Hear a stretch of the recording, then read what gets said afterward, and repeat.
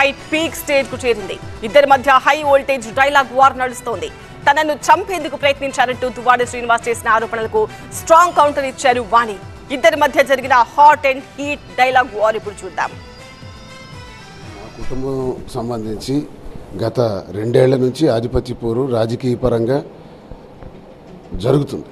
ఆ ఆధిపత్య పోరులో భాగంగా పలు దఫాలుగా చర్చలు జరగడం జరిగింది. నేను ఇప్పుడు 2 సంవత్సరాలైంది బయటే ఉంటున్నాను. కొంతకాలం నా తల్లి దగ్గర పలాసలో ఉన్నాను. 1 ఏడాది కాలం పాటు 8-9 నెలలైంది నివాసం ఏర్పాటు చేసుకుని ఇక్కడ ఉంటున్నాను. నా పిల్లలు ఎఫెక్ట్ అవ్వకూడదు అనేది మొదటి నుండి చెప్తున్నాను. ముందు ఆయనకి చెప్పాము, మీ పర్సనల్ లైఫ్ ఏదైనా ఉంటే అవుట్ సైడ్ పార్టీ కూడా చెప్పింది. నేను ఒకదాన్ని ఇక్కడ పార్టీ దగ్గర అలానే అనేసేవారు. ఇక్కడికి వచ్చి మళ్ళీ యాజ్ యూజువల్గా బిహేవ్ చేయడం చేసేవారు. మాకు ఇలాంటి ఇల్లీగల్ అఫైర్స్తో మా భవిష్యత్తులు పాటు చేసి నా ఇష్టానుసారం నేను చేస్తాను అంటే మేము కానీ పిల్లలం కానీ ఊరుకునే పరిస్థితి అయితే ఉండదు. ఇంట్లోకి వచ్చి మరొక డోర్ ఓపెన్ చేసి నన్ను చంపడానికే, యాక్చువల్గా 2 years బ్యాకే నన్ను ఇంట్లో చంపడానికి ప్రయత్నించారు. ఈ రాజకీయ ఆధిపత్య పోరులో నన్ను చంపడానికి ప్రయత్నించిన పరిస్థితుల్లోనే నేను ఇంటి నుంచి బయటపడాల్సి వచ్చింది. ఆ స్టీల్ డోర్ని కట్ చేశారు, ఏ విధంగా చూశారు, గేట్ ఎలా ఎరగొట్టారు చూశారు కదా. మరి నేను దొరుకుంటే నాకు చాలా ఈ మధ్య బెదిరింపులు ఉన్నాయి, చంపేస్తామని చాలామంది కాల్స్ చేస్తున్నారు, వీళ్ళే చేయిస్తున్నారు, వీళ్ళ దగ్గర నుంచే వస్తున్నాయి. చాలా ఆధారాలు పోలీస్ స్టేషన్లో కంప్లైంట్ కూడా ఇచ్చాను.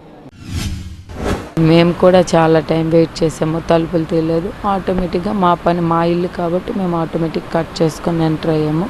ఎంటర్ అయిన తర్వాత ఆయన బిహేవియర్ ఎలాగా రాడ్డులు తీసి మా మీద అటాక్ ఇవ్వడానికి వచ్చారనేది కూడా గమనించారు. మేము హత్యాయత్నం చేయడం అంటే మేము హత్యాయత్నం చేస్తే ఆయన ఒక లుంగి షర్టు పట్టుకొని టెక్కలు వచ్చాడు. ఈరోజు ఈ స్థాయికి వచ్చాడు. నేను రాయాల్సిన ఆస్తులను రాసేసినాను. రాసేగా ఇక్కడికి మళ్ళీ వచ్చి ఈ కొత్తగా ఏర్పాటు చేసుకుని నివాసం మీద కూడా వచ్చి ఇక్కడ ఉంటారంట. ఈ ఆస్తి కూడా రాసేయాలంట. సర్వం ఆయనకి ఎక్కడ ఉన్నదే గుడ్డు లేదు, తెచ్చిందే గుడ్డు లేదు.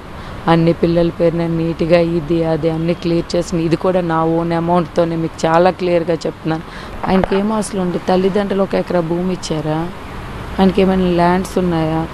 ఓన్ ఆయన వ్యక్తిగతంగా ఏమైనా సంపాదించాడా? గేట్ తీస్తే ఏ పరిణామాలు జరుగుతాయో చూశారు కదా మీరు. వాళ్ళు నా కూతురులా, అది నా పేరు చెప్పుకునే భార్య, పరమ శత్రువు, నీచురాలు, నికృష్టురాలు. ఏ జన్మలో పాపం చేశానో దాని మెడలో తాళి కట్టాను. నరకం చూపించింది 30 ఏళ్ళు నాకు. ఆ నరకం నుంచి ఇప్పుడే బయటపడి సంతోషంగా ఉన్నాను అనుకున్న టైంకి ఇటువంటి దాడులు చేస్తున్నారు. రౌడీ మూకలు నేసుకొని వచ్చి అధికార పార్టీ సహకారంతో చేస్తున్నారు.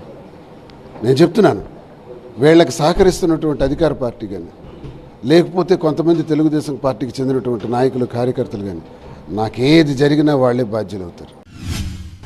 సార్, సినిమా డైలాగులు ఫస్ట్ మానమనండి. నిజ జీవితంలో వాస్తవాలు మాట్లాడుకుంటే మంచిది. 24 గంటలు షార్ట్ కట్ లాగా మీడియా ముందు వచ్చేసి ఏవేవో నోటికి ఇష్టానుసారం వచ్చి పేలితే సమాజం హర్షించదు.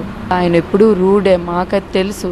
ఆ విషయాలు బయట ఫ్యాక్ట్స్ పడినప్పుడు కొద్దిగా లేట్ అయింది తప్ప ఈజ్ ఎ వెరీ నాస్టీ ఫెల్ అనేది మాకు తెలుసు.